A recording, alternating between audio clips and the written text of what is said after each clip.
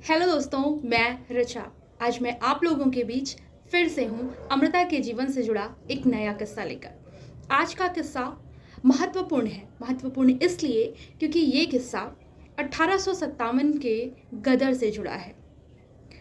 अमृता के जीवन को हम देखते हैं तो उनके जीवन में भी ऐसे तमाम पड़ाव आते हैं जब लगता है कि उनका जीवन कितनी मुश्किलों और कितना लुटा हुआ सा लगता है।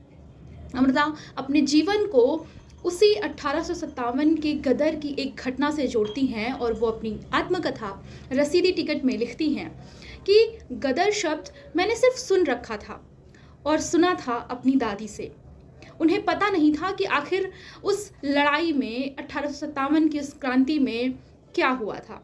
सिर्फ एक धुंधली सी याद थी कि कुछ लूटपाट जैसा हुआ था। लेकिन उनका पहला साबका इस शब्द से तब पड़ा जब उनका ब्याह हुआ।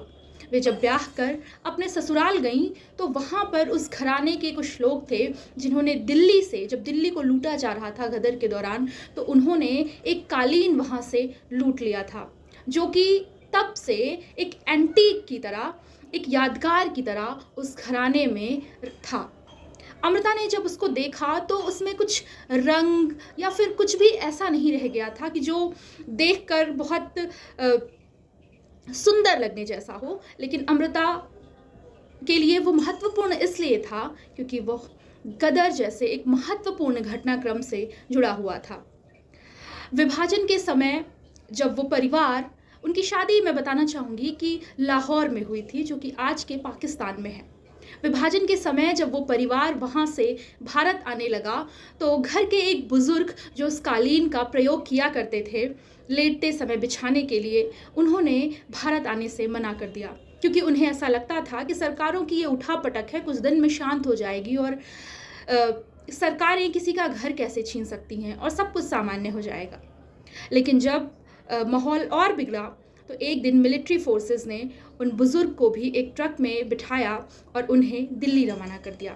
परिवार पहले ही दिल्ली आ चुका था, अब वो बुज़ुर्ग भी दिल्ली आ गए। एक तो परिवार, घर और अपना गांव, देश छूटने का कष्ट, और दूसरे एक नई जगह पर आकर वहाँ पर खुद को सामंजस्य के साथ स्थापित करना। ये दोहरे दर्द ने उन बुज़ुर्ग को ज़्यादा दिन जीने नहीं दिया और उनकी एक दिन मृत्यु हो गई।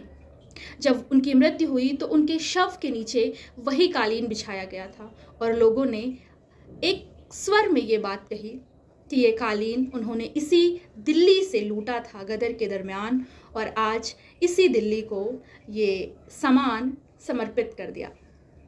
अमृता कहती हैं कि उस घटना के बाद मुझे ऐसा लगा कि मेरे जीवन में भी ऐसे तमाम कर्ज हैं जो मुझे धीरे धीरे करके इसी ज़िंदगी में उतार देने चाहिए।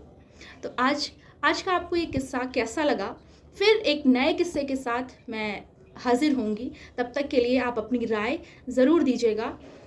सुनते रहिए, साथ रहिए, बने रहिए। फिर किसी नए वीडियो के साथ हाजिर होंगी। तब तक के लिए नमस्ते।